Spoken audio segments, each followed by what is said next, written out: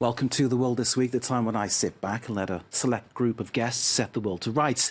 So let's waste no time and introduce this week's gang of four. Christopher Dickey is the foreign editor of the Daily Beast. Good to see you, sir. How are you? Good to see you. Have you had a good week? Yes, a busy week. Busy week. Well, that's how we like it, because busy usually means you're getting paid, so I hope that's the case. Robert Parsons is France 24's chief foreign editor. Good to see you, sir. We've seen a lot of each other this week because we have lots of busy things to analyse, and tonight, of course, this next hour, no exception. Alyssa Rubin is the Paris bureau chief of the New York Times. We haven't met before, and I'm looking forward to hearing what you have to say about all our stories. What's your week been like? Busy also. Good.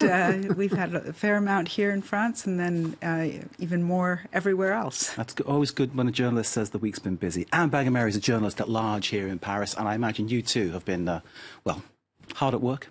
Hard at work, interpreting France for the world, America for the world. It's been interesting. Fantastic stuff. Thank you all for being here, because without you, the program doesn't exist. So it's great to see you all. Thank you very much indeed. Now let's start with a very serious subject indeed: the shooting in Florida that resulted in some 17 deaths, pupils and staff at a high school. Shocked the world, of course. The reaction of the surviving teenagers, though, has shaken the corridors of power in Washington to such an extent that Donald Trump is now talking of reviewing who's allowed to buy certain types of guns, increase the scope of background checks, and ban bump stocks. Now, that's the device that converts a semi-automatic weapon into a fully fledged automatic one. Why you'd ever need one of those, I can't imagine. So, is this the start of gun reform that we can believe in? Let's throw that one open to Christopher. No, it's not. It absolutely is not. In fact, most of what Trump is proposing is stuff that even the National Rifle Association, the insidious lobby that spent $30 million to get him elected, even they basically support the kinds of positions that he's taking. But his main goal is not to achieve passage of any bills, not to change any of the laws, but to seem to be doing something until people forget this event. Yeah. That's the strategy. That's always the strategy of the NRA, and it's Trump's strategy now. Yeah. You say you're going to... Now is not the time to talk about this. He had to talk about it this time, but he's just finding another strategy to push it down the road. Sure. Alyssa, do you agree? Yeah. I think initially he was genuinely, particularly after seeing the bodies of the kids who were injured, the wound is in the hospital. He was genuinely shocked, and he actually had a few sort of more sensible thoughts, but those were rapidly dispelled by conversations with the NRA and with more pro-gun legislators. And he went from talking about a variety of things that at least were a step in the right direction, like the banning of bump stocks. Which the NRA has said is okay. Well, they've said it's okay, but it's one of those first steps that it'd be great to see even one. And, but background checks is such a no-brainer as well. You know, nobody can really contest it. Right. Well, but except the NRA. Yes, right? Okay, and the Congress. Now we're back to teachers being armed, which is well, that is really a classic reaction of the NRA. Effort to obscure the whole question, because teachers are never going to be armed. Most of them would quit rather than be armed. It's not going to happen. But if you look at the Twitter sphere, it lit up the Twitter sphere. Yeah. Everybody was tweeting about it. Everybody was talking about it. And the idea is that will subside, and then people will go on to the next thing, whatever it is, until the next massacre. The voice of these children, though, Anne, has been really the persuasive factor, hasn't it, that's sort of pushed towards a different kind of action, I think. Well, let's put it this way. It's the new factor this time around. This is the time when it's been pointed out that one of the reasons that the NRA has been so successful in grabbing the agenda, it isn't just money. It's the fact that the NRA has you may not agree with it, but they have a positive point that they push every time. And their opposition has tended to be people who are suffering, tend to be victims, tend to be people who are saying no. And it's not as persuasive for many people to see the two sides as equivalent. This time, though, these kids are saying we're not going to be victims. We are going to react now. We're going to react forcefully. And what they're basically saying to their parents' generation, and I would include myself in that, is you guys can't seem to get it together. Every time something like this happens, you do exactly the same thing in exactly the same way, and you expect a different result. You are, by definition, crazy.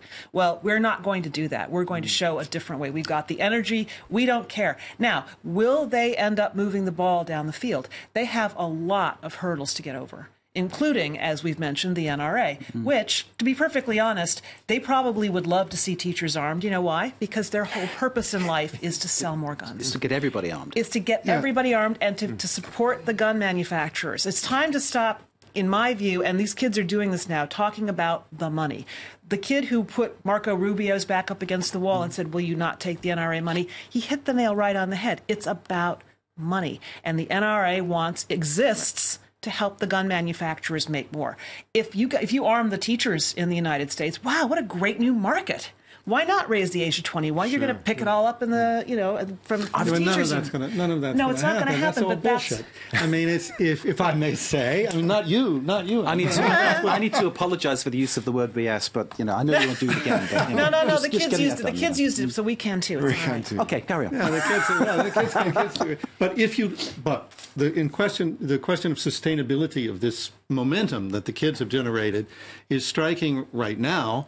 If you look at the Google searches for gun control, if you look at them, the searches after the massacre in Las Vegas that killed 58 people, they go right up and then they go right down. That was the bump stock one. Again and again. It goes up and it goes down. This time, it has not gone down. It's gone up and it's continuing to climb. That has to be frightening.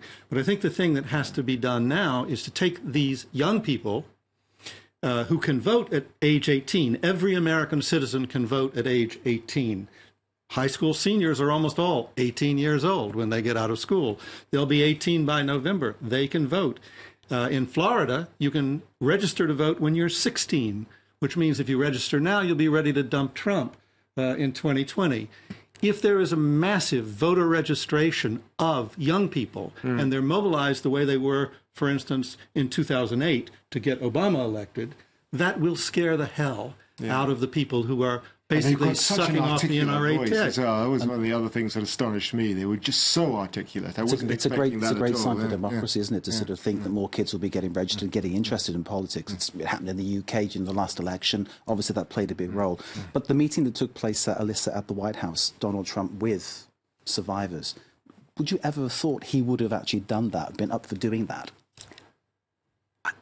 I think he's been coached to do that, and he's learned that it really redounds badly when he doesn't make some effort to show feeling for victims. I mean, people are still talking about him throwing the paper towels at the sort of poor, stranded Puerto Ricans. Did look ridiculous, didn't it? Yeah, and so I do feel like he actually listened to some advisor and acted on it. Well, he had a note card that said the last thing on the note card was, "I hear you." Right. In case he forgot to say that. Right. Well, but at least he did it, as you say. But it's the only thing that matters is the follow through, because otherwise it will. There's no question it'll happen again. It happens over and over. And but he has a reputation for saying one thing, doing another, making one promise, breaking that promise, saying something happens, then it doesn't happen. Right. Well, he managed not to make a promise of what he would do. Okay. And so I think that's always telling. So in terms of... Go ahead. No, but you make a good point that he threw out a whole bunch of ideas and seemingly to see which one would stick to the wall. Let's arm the teachers. Let's raise the age. Let's do this. Let's give the teachers bonuses. He added a little codicil onto that. A lot of people are throwing out a lot of ideas now. This is also something that happens after a tragedy of this sort. And in the heat of the moment, people want a fix. I mean, in the meeting, I think it was at the White House, one of the fathers or one of the kids actually said, you got to fix this. You got to fix this. People want to see something now. Arguably, right now is the worst time to try to make policy on this extremely emotional and complicated issue, because everybody's got a fix and nobody's listening to anybody else. But one of the smartest commentaries I saw was someone who was proposing, for once, let's not lurch from one idea to another. Let's sit back, let's take stock, and let's have hearings. Let's have congressional hearings on the subjects of school shootings and gun safety. And let the two sides bring their best arguments, and let's actually listen to them. Because you know what? As difficult as it may be for some people to say it or hear it, there are good arguments on both sides. The mental health argument is a good argument. It's not the only argument, but it is a good one. It's as good as no more assault weapons, no more huge magazines, no more bump stocks. Of course, No, Donald Trump's made it easier to. And the only reason to have an AR-15 real reason to have an AR-15 is either you're going to shoot paper targets that look like people, or you're going to shoot people that look like people.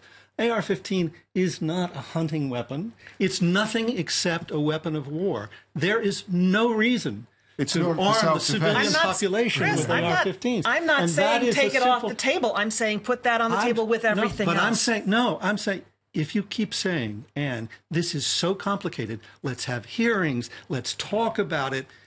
What we need to do is focus on one clear issue, assault rifles. They have been banned in the United States before. They were banned until 2004.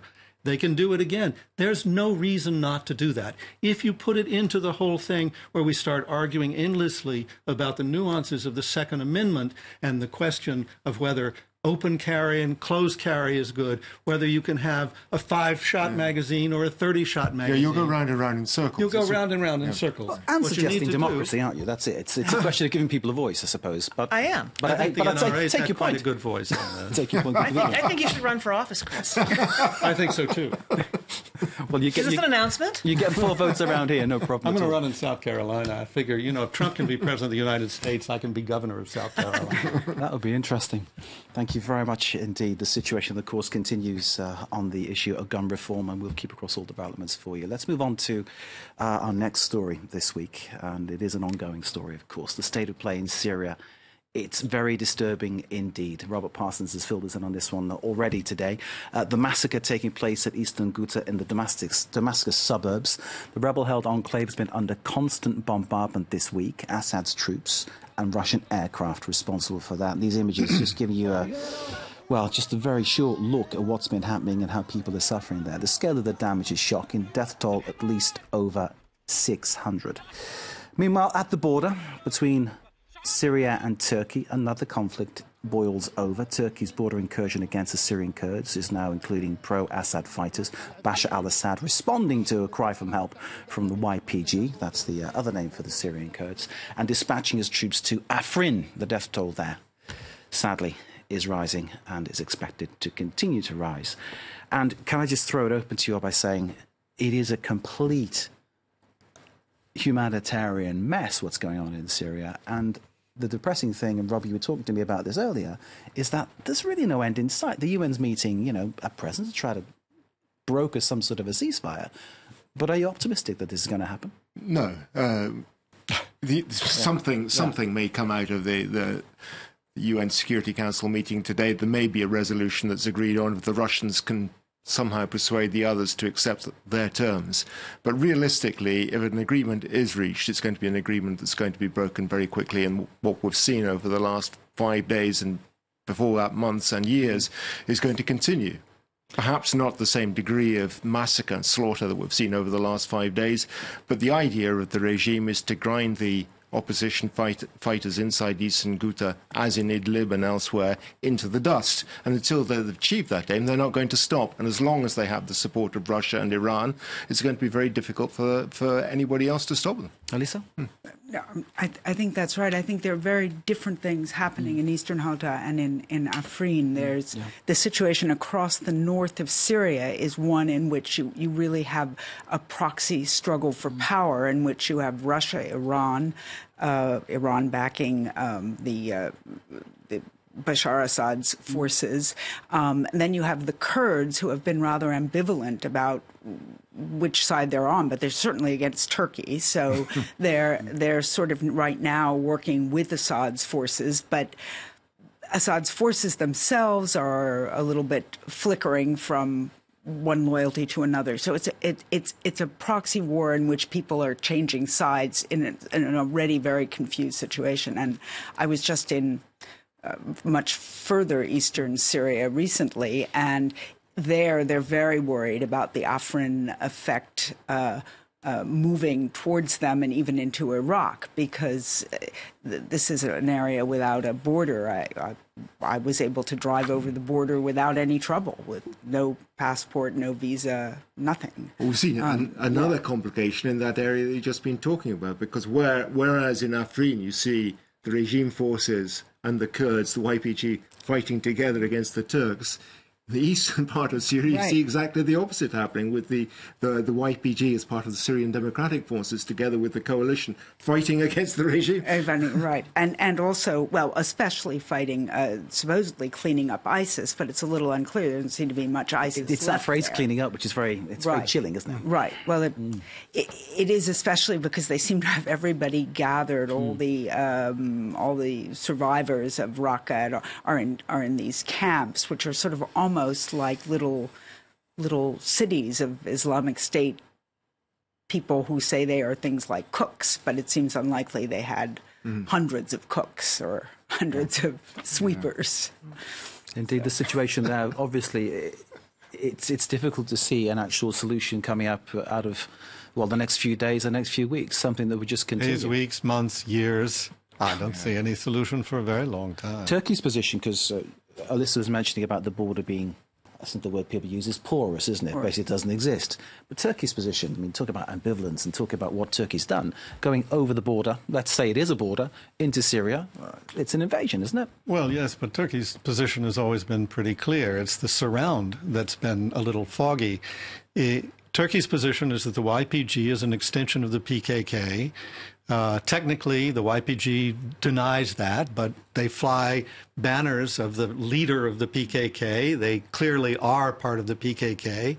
And Turkey says the PKK, in fact, the United States and Europe say the PKK is a terrorist organization that's been fighting in Turkey for a very long time. So the Turkish position is, when we, the Turks, talk about terrorism, we talk about the PKK.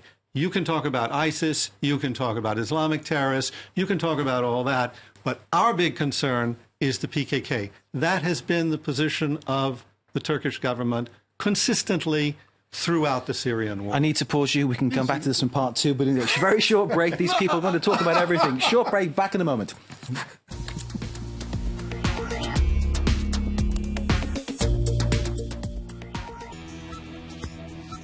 Revisited, presented by Stuart Norval. The election of Adama Barrow in 2016 filled Gambians with hope. After 22 years of autocratic rule, Yahya Jammeh was beaten in the elections. His expulsion from the country drew a curtain on a past stained by imprisonment, murder and corruption.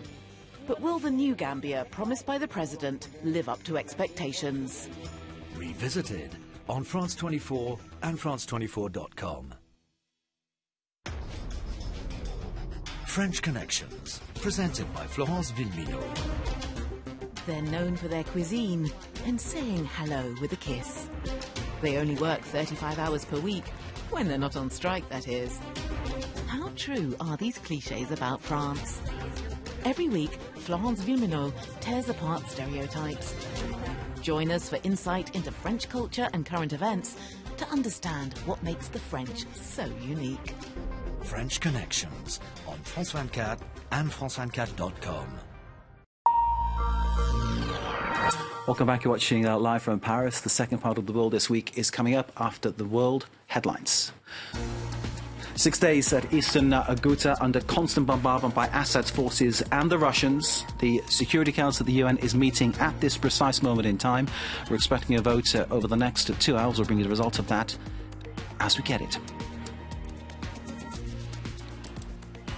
A surprise, said our correspondent. Donald Trump announcing that the US Embassy in Israel is to be opened sooner than had been announced. It's now scheduled to be opened in May, a move to coincide with the 70th anniversary of the independence of Israel. The Palestinians describing this as unacceptable. The US is slapping sanctions on more than 50 vessels, shipping companies and trade businesses that linked to North Korea. Donald Trump is calling this the largest ever set of new sanctions against not just Pyongyang, but against any country in the world.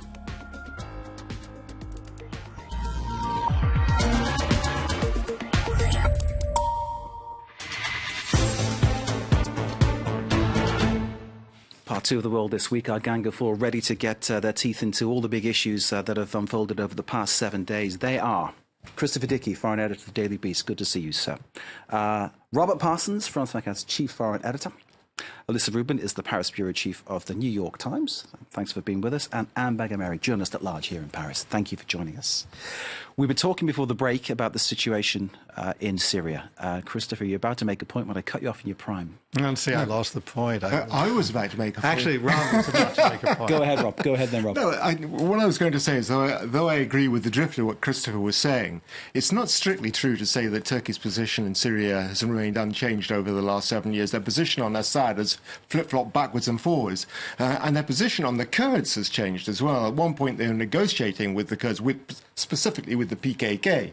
That is at the heart of the problem with both the PKK and the YPG. Until the Turks get round to sorting out their problem with the Kurds, these sort of issues are going to go on and on forever. That's the point. Well, yes, and Erdogan, in fact, cynically restarted the war with the PKK because he thought it would help him get elected, and it did. Yeah. And it did. As we're talking PKK, as I understand it, they're not looking for independence. They're just looking for rights and greater autonomy, more the right to sort of live in Turkey and not be. It's a pretty radical group. I mean, it's been described as Stalinist. Sure. And obviously, as you say, recognised as a territory. You have to say, too, that it's been the area that they control has been the most... Sorry, I interrupted you. It's quite all right. Go on, The area that they control has been the most stable and unviolent in Syria, And I think that the YPG is while it is on the one hand very much allied with the PKK, it is geographically more focused on Syria, and at some point they're going to have to make a choice if they might be able to get some level of the kind of autonomy that they've enjoyed the last few years, but only if they sever their ties, and it seems they'll never quite do that, so that's part of what perpetuates the tension between Turkey and the YPG sort of indefinitely. What was the U.S. role in this border force? Well, yeah, the U.S. because that was the sort of thing. I mean, that's what kicked it all off, wasn't it? Part of it. What was the U.S. role now? Because obviously then Rex Tillerson turns up in Ankara and says, "Wow, we weren't actually planning to build this great force along your border. It wasn't actually happening." But of course, the Kurds saying, "Yeah, we were going to do that." Well, I think that they want to ensure that Turkey doesn't let in more Islamic State fighters. For a long time, Turkey was letting pretty much free access to all the Islamic State fighters. All the ones from Europe, most people went through Turkey without very much problem. And it wasn't like it was a secret where they were crossing. I mean, maybe exactly where, you'd have to spend a little time. But, I mean, after all, there were journalists who found their way there and spies and everything else. So it's not, it was certainly possible. So I think the United States did not want any Islamic State people leaving that way or any more people coming that way. And they didn't feel that the YPG was capable of fighting they obviously couldn't fight the Turks on their own, and they couldn't plug the border entirely on their own. And the situation now where Bashar al-Assad is riding to the rescue of the Syrian Kurds, it just kind of, the twists and turns in this story are crazy, aren't they? The thing about Assad, and it was true of his father too, the great lesson that they have to teach the world is patience.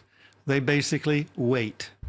If they can hang on, even if it's by their fingernails, they will see their enemies fall, either in elections or in revolutions, or one way or the other, or their enemies will decide, maybe we should work with them, maybe we have to work with them. That is exactly that's been the long game of Assad all along.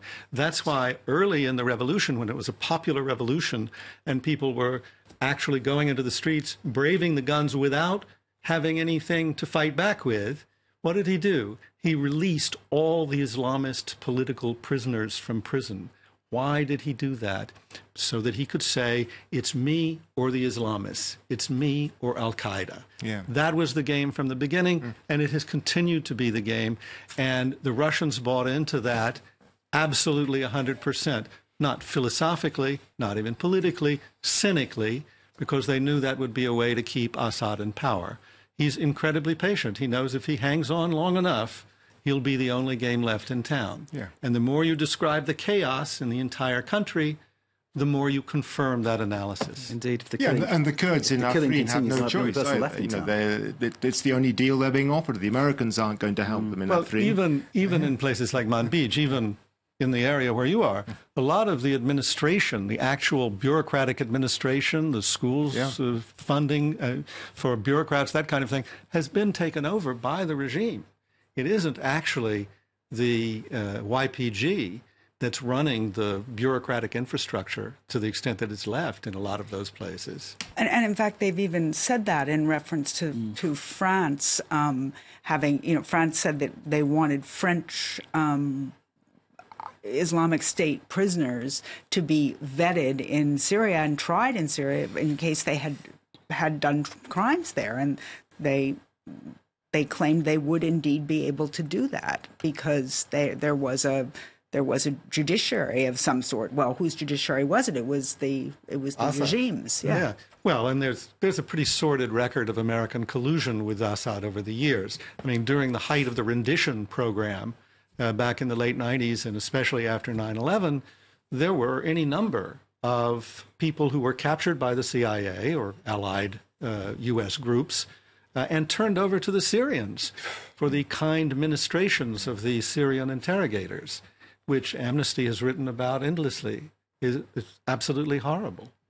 But the U.S. wanted the information that Assad's people could give them. So there was a CIA presence in Damascus at that point. I mean, and the other thing, too, about the situation in Afrin is that the regime is much more worried about Turkey and the Free Syrian Army than it is about the Kurds. A deal can easily be done with the Kurds over time. And betrayed, too. And betrayed, precisely.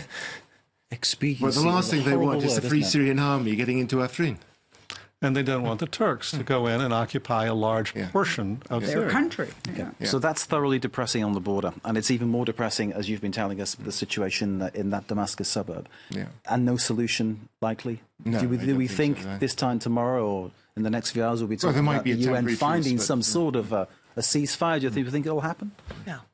No. We've been around this table talking about this issue for years, and it's quite true what you say that Assad has played the long game, and look who if you can declare a winner in this scenario, which is difficult to do when you've got 3 different wars, all of them unresolved and very murky going on. Even ISIS isn't over. I mean, they have less land than they did before, but there are little outcroppings.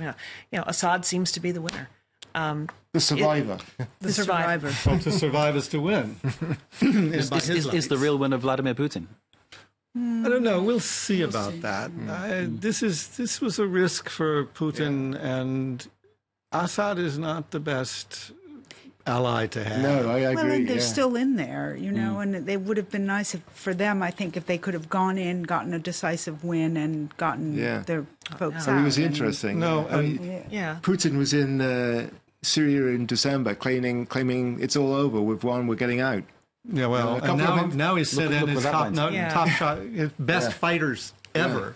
His best, the aircraft. Ever. Yeah. But Eastern Ghouta is going to be horrific because the whole doctrine of the Soviets, of the Russians, of the Syrians, and of the Iranians is not to go in and fight house to house, but to flatten the whole area. Eastern Ghouta is going to look like Grozny did during the Chechen War. It's the same recipe. This is the way they did it. This is what they did in Aleppo. And that is exactly what they intend to do in Ghouta. And if they had had the chemical weapons that they were using in 2013, if they had kept those, they'd be using those now. They don't care what it takes. They are now going to clear out Eastern Ghouta. And if there are indeed, as people say, 350,000 people there, and given that at least since 2012, the rebel forces there have been digging in, it's going to be not a quick fight, but it's going to be a very, very bloody and ugly. It's very like Grozny. Exactly the same situation. The Russian forces surrounded the city. They bombarded it with artillery and rocket fire. They bombed it from the air. They said to the rebels inside, you can go out with your families, and if you don't, we're going to flatten you. They said, no, we're not going to leave, and they flattened them. Francois Delattre, the French ambassador to the UN, said if we don't act now, it's going to be, the end of the United Nations. Is that moment nigh, the end of the UN? Is this a point where, it all becomes futile? It's got no power. It looks like the worst kind of toothless tiger? Was anybody really expecting the UN to solve this problem? That's my question. I mean, is this an impossible task that they certainly can't do? And That's my question. Okay, so it's unfair to actually judge them as a player in this game. Is that the issue? No. Well, the power of veto is the big issue, and people have been talking about reform of the UN almost for as long as it's existed. We've had 11 vetoes from Russia over the course of this war. We've had American vetoes over Israel for as long as anybody can remember as well.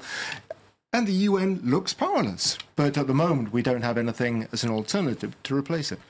I think the only thing the UN can still achieve potentially is some sort of humanitarian temporary ceasefire that allows something to get in for 24 hours, 48 hours. But that seems to be about the limit of... Well, but you remember, end of last summer, early fall, the whole business of the de-escalation zones. This was held up by the Trump administration as a perfect example of how you can work with the Russians to try and tone things down and diffuse the conflict. Well, the main de-escalation zone was Eastern Ghouta. Absolutely. So and also the same pattern is beginning to happen there as well. Yeah. Okay, well, on that fairly happy depressing note, yes. let's move on to France, unveiling plans to reform its immigration laws. Gérard Collomb, the Interior Minister, with a reputation as Emmanuel Macron's enforcer, outlined the plans to the National Assembly. They would make it quicker to hear a case, make it easier to admit a young person in need. But migrant advocacy groups are saying this is merely smoke and mirrors, trying to hide a good old-fashioned clampdown on those in need. France has never been at ease, has it, with its issue of bringing people into the country. If you believe some people talking in France, the place is overrun by migrants, but it's not at all the case. So where does France stand with its migrants, with immigrants, with people coming to stay? We're all not from France, so I suppose we're examples of people coming into the country and settling and doing a job. But the people we're talking about, of course, are those coming from places at risk, under threat. If they go back, they might be at threat of, well, death, at least, maybe something even worse. Well, Alyssa's colleague Adam Nossiter's just done a piece on this, so I will replay much of what I've learned from reading that. But at least on the surface, these reforms are meant. This new law is meant to be a way of separating the economic migrants, those who are coming to France to take advantage of the still rather generous welfare system, compared to what they had at home, versus the true politically persecuted migrants who really are at risk of death and were at risk of death, and that's why they're here. Now, the big question, and it's being posed even by members of M. Macron's party, La République En Marche, is is this in fact something that just obscures a desire by Emmanuel Macron to grab to take over the issue of clamping down on immigration from political rivals, notably the National Front and Marine Le Pen? Is this something that, in fact, is meant to please people who want to see fewer migrants, but also chart a course where he says, well, we're not going to turn away anybody who is truly, truly in fear of their life. We just don't want people who want our benefits. There are a lot of questions about whether what he's proposed will actually achieve what the stated aims are. I mean, for example, he has, and this is one of the more controversial moves, this proposed law would double the minimum stay in detention after someone was refused asylum from 45 days to 90 days.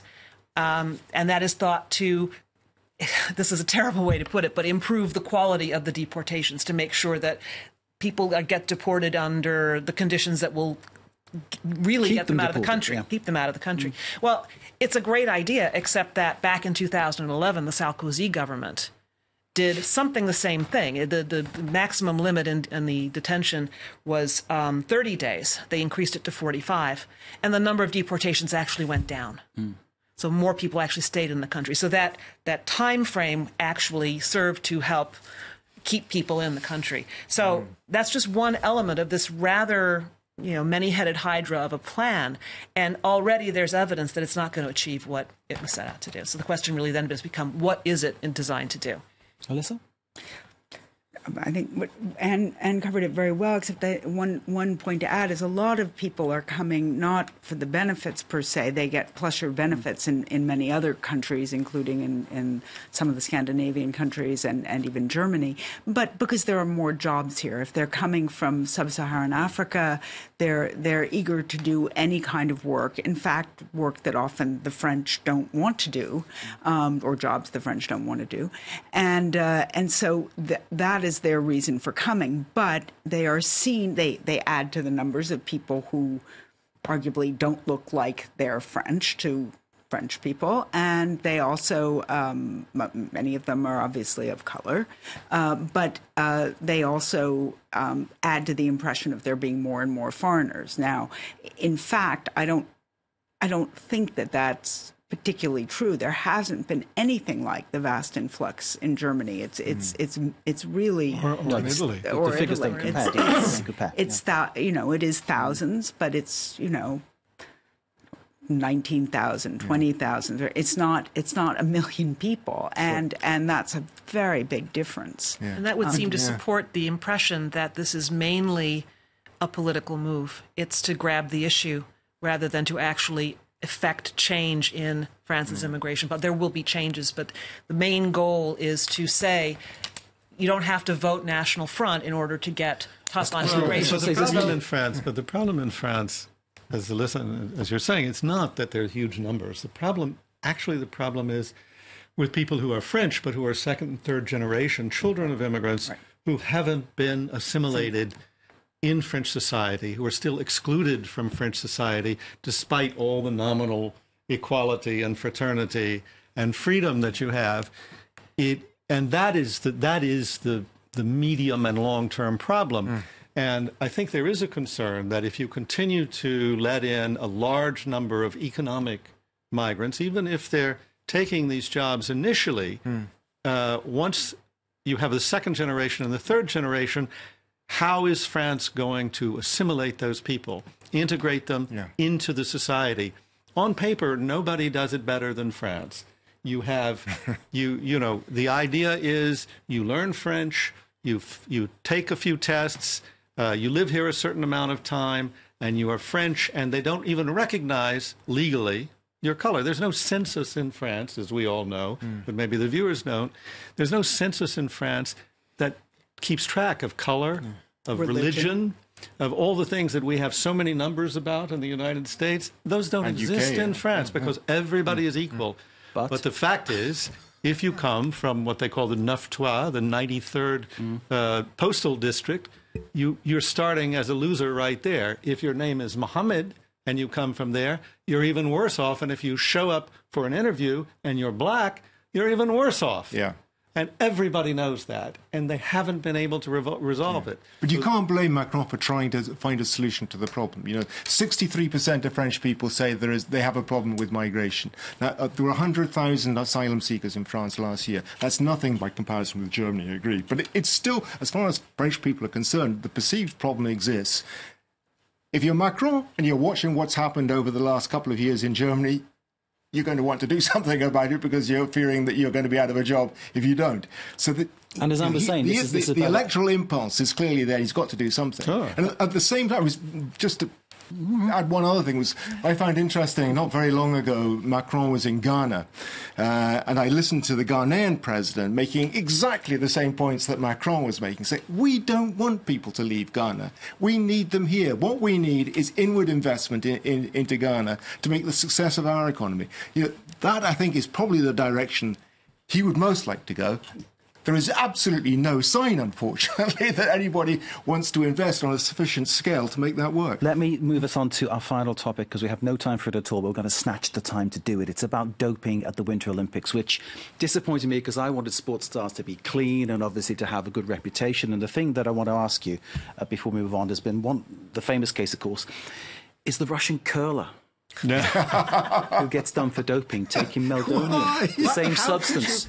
He's on the brush like that. Yeah. And it wasn't even alcohol. How can you enhance your performance in curling by taking a drug? That's what I want you guys to try and answer for me. I've wrestled with that one, as it were. I've never come to a conclusion. I grew up on watching curling. I grew up in Detroit, and we Okay. watched Canadian television. So curling on the CBC was, Saturday afternoon. You have nothing better. There is to a do. skill. Oh, absolutely. No, And it's very this year skillful. curling has been kind of a marquee sport. There have been a lot of articles about the way the curlers dress, about how fit they are.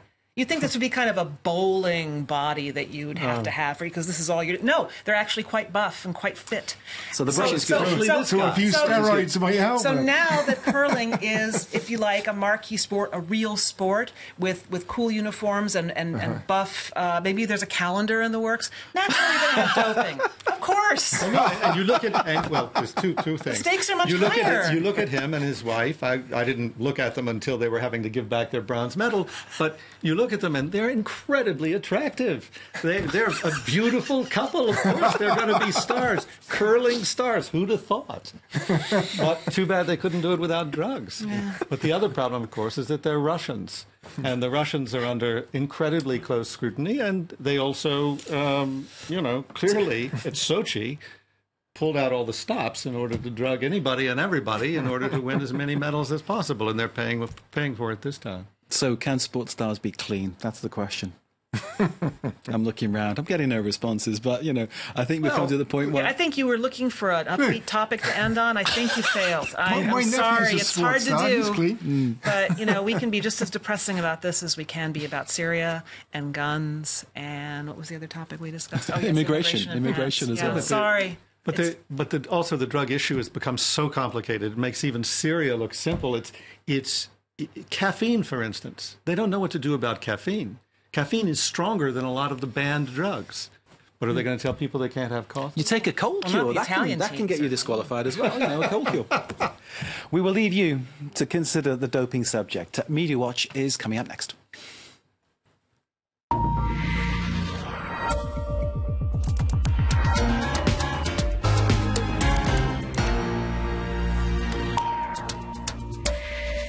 Media Watch means Emma James. Emma James here to bring us a look at, everything and anything that we've been talking about.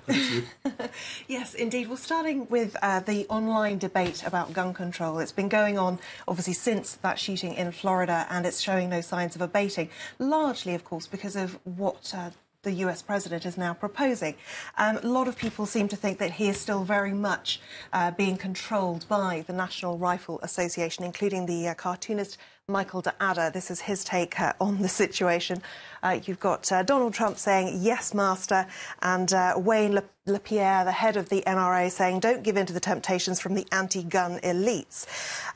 Now, you might have thought that the fact that the armed deputy on duty at Parkland School not going in to face the gunman might give him pause for thought when it comes to actually arming teachers, which is one of his suggestions. However, after reiterating support for that plan, he then went on to make some comments about the officer who has since resigned. Take a look at what he had to say.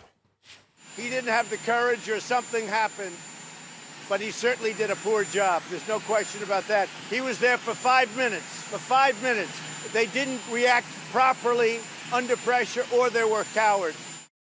Saying he didn't have the courage, he was there for 5 minutes, he could have done something, he didn't, basically saying he's a coward. He did actually use that word at the very end of the clip there.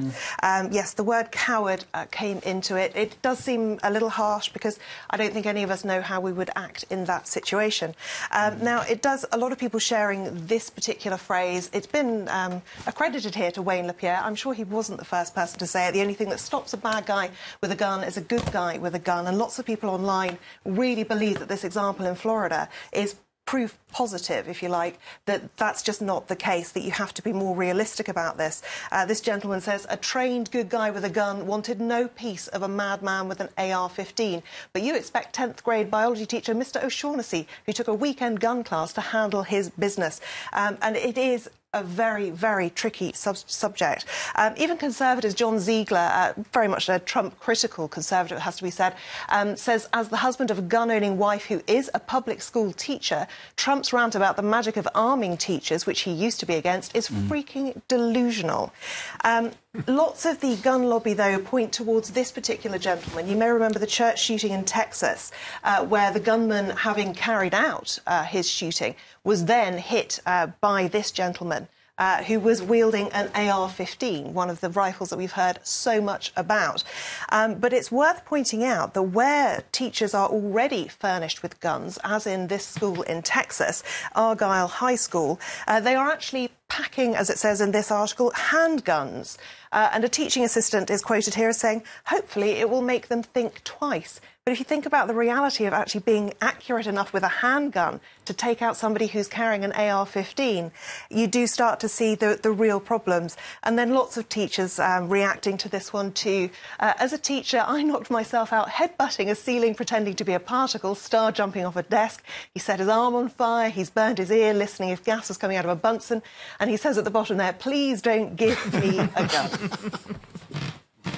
The idea of arming teachers, it just seems to me completely crazy. To teachers, it seems crazy. It's insane, yeah. It's a distraction. Yeah. I mean, imagine if something's going on and the teacher has a gun and you've been called to seen as a policeman. You armed yourself. You're not going to be sure whether the teachers they're defending the kids or attacking the kids. Right. My favorite argument was, if guns make you safer, why don't they allow them inside the U.S. Capitol? If guns make you safer, why can't you carry them around the President of the United States? Yeah. If guns make you safer, why can't you do any of those things? Because guns don't make you safer.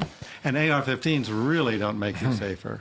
And just to finish up on this, one final tweet from a gentleman who has had US Army training in these kind of scenarios. He said, when you arrive at a situation and both good guys and bad guys are armed, they're not wearing signs telling you who's the good, who's the bad. Right. I'm 100% positive, he says, that arming teachers is the wrong answer. Emma James, thank you very much indeed. Thanks to our guests, Christopher Dickey, Robert Parsons, Alyssa Rubin, great to meet you, and Anne Bagger-Mary, nice to see you, Anne. Thank you for watching this programme, The World This Week. Stay with us, more to come here on France 24.